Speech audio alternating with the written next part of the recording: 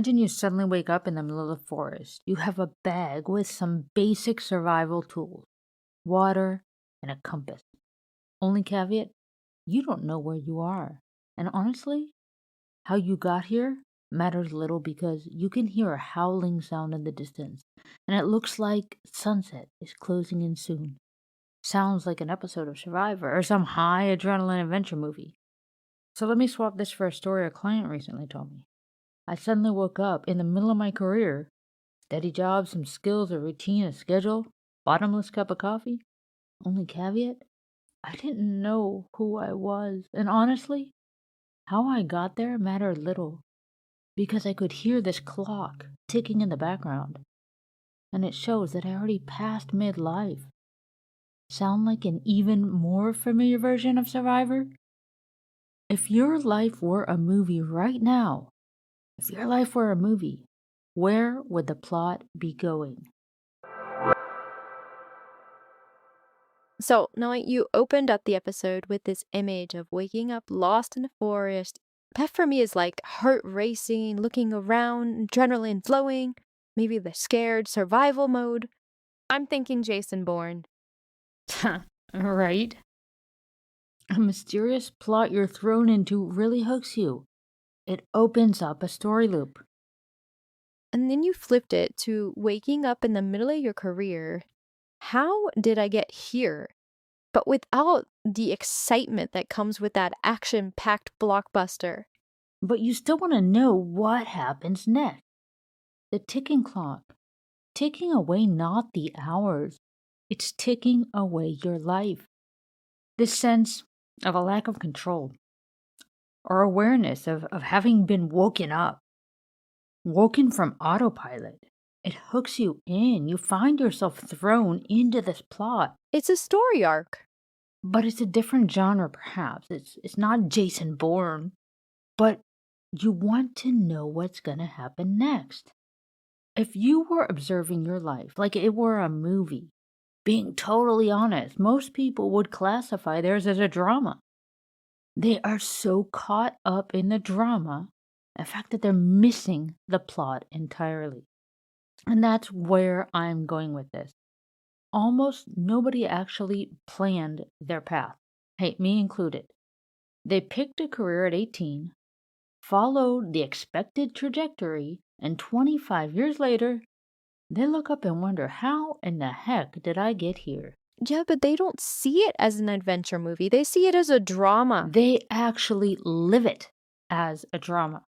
The same plot they could live as an adventure, a turnaround story, some sort of heroic or epic venture.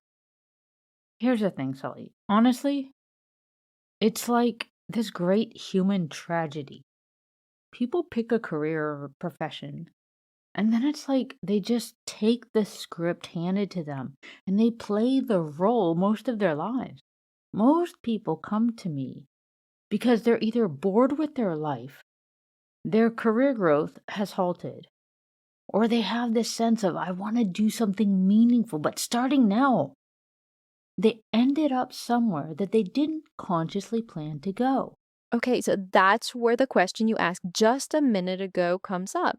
If your life were a movie, what is the plot? Exactly. Okay, but I'm going to be real with you because most people are wandering around life, not actually planning it. Gosh, kind of like my dad goes to the pantry and he opens it up and he looks around and then he closes it without taking anything. And 5 minutes later, there he is again. And he opens the pantry just like hoping something will appear that wasn't there 5 minutes ago. See, you're better at this than me. All right, think through what parts of the plot are people actually consciously writing in their own lives. Well, if you ask someone, are you planning your life? Most people would be like, yeah, I have a budget, I have a career path, I have great kids. But you don't see most people particularly excited about their lives. Well, that's because they're only planning and usually only living part of it. So, like, what is actually missing here? Career and finances, that's where most people plan. But they're not planning their life.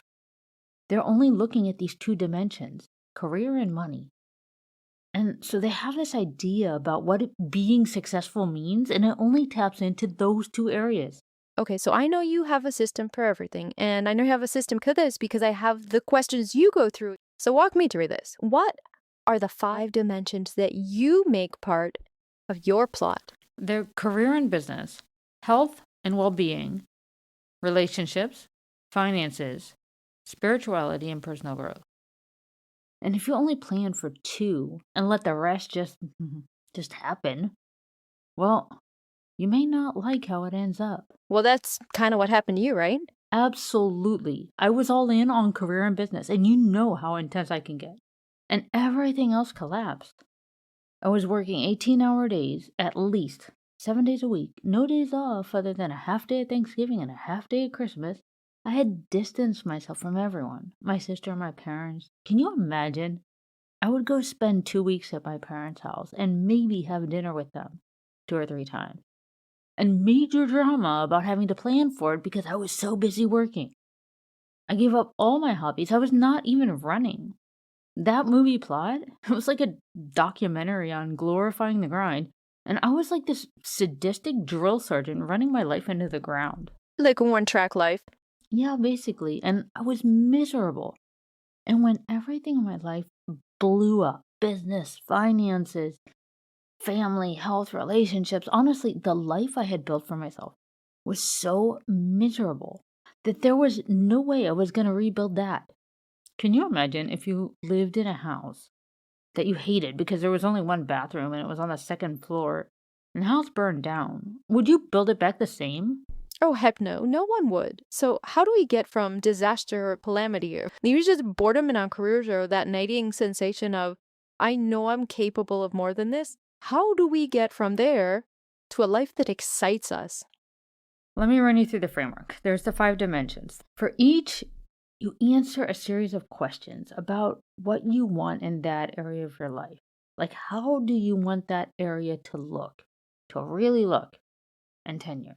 And here's the key, this is not some airy fairy visualization or vague dreams. Like, we got to get specific. So, here's some examples of different things that I've written over the years since I started doing this. And I've actually created these things from them.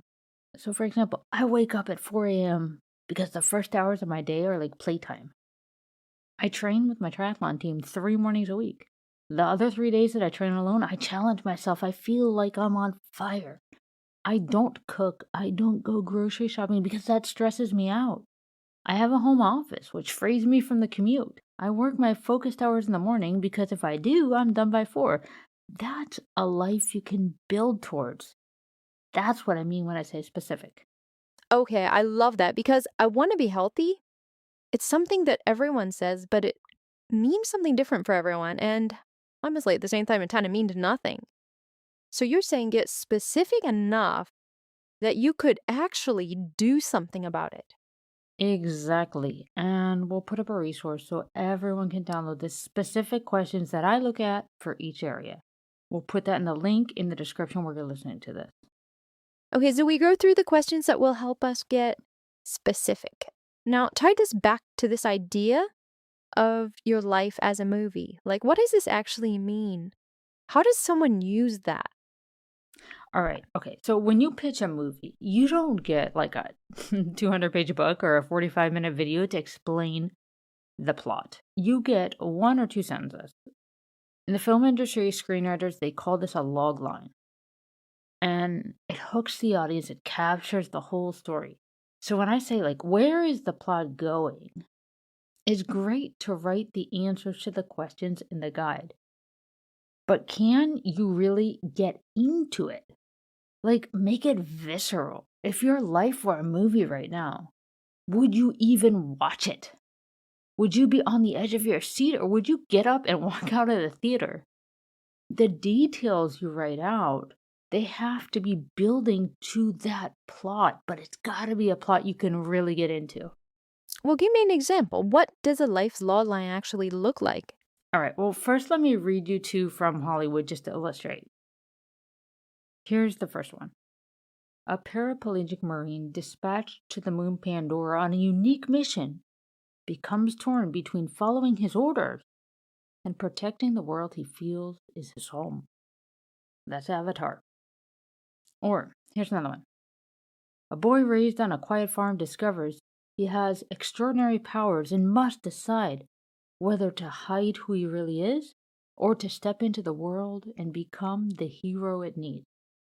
That's Superman. So, do you get the idea? Yeah, so let's hear one of the ones that you've written. Sure. I've written for a lot of different people. All right, here's one. Following a violently forced migration, a woman sets out to teach her countrymen that the same mindset that allowed her nation to be on the forefront of innovation and creativity is the only tool that will allow them to build peace alongside prosperity. Here's another one. An exhausted entrepreneur must break free from the time for money trap to create a scalable business system that gives her back her life and then becomes the lifeline for thousands of others seeking to reclaim theirs.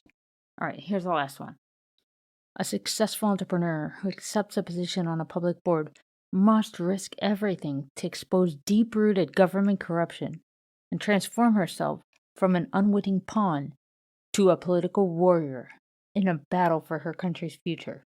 Oh, I love it. Okay, so the idea is that you say, whoa, I want to watch that movie about the plot that you're craving for your own life. I get it. Okay, so how does someone write their own logline then?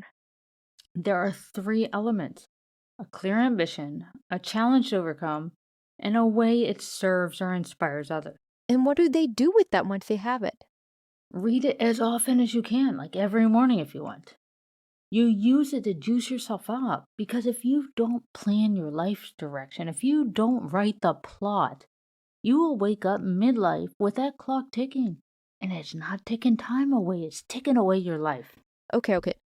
We've gone through a lot today. The 5 dimensions mapped out in detail: career, health, relationships, finances, and spirituality and growth. And then we compile a story arc that inspired you to go create them. That is it. And if it's not mapped out in enough detail, like so much detail that you could actually put it on your calendar, it's just a dream. Sometimes I look at the life I have now and I think back to my years of calamity, and it excites me. And that's where we want to live. We want to live on the edge of our seats, waiting to see what's going to happen next. So here's a question to reflect on. If you achieved every single financial and business goal that you've set for the next decade, but your daily life, your stress levels, your health, your relationships, your environment, the emotions you feel on a day-to-day basis, if all those things remained exactly as they are today, is that a movie you would want to watch? Awesome. All right, let's end on that. And everyone can go grab that resource from the link in the description, wherever you're listening to this. All right, Melly, thanks for making me a part of this. It was great to be with you all today. I look forward to the next one. Thanks for doing this, Sully. All right. Okay, everyone. So we have concluded our tiny experiment on the new podcast format. Please DM me or email me at melissa@melissamarchand.com and let me know what you think. What did you think about the two of us going back and forth on these ideas? I'm Melissa Marchand, helping accomplished professionals build consulting businesses they love. If you know someone who's feeling trapped in any area of their life, please share this episode with them.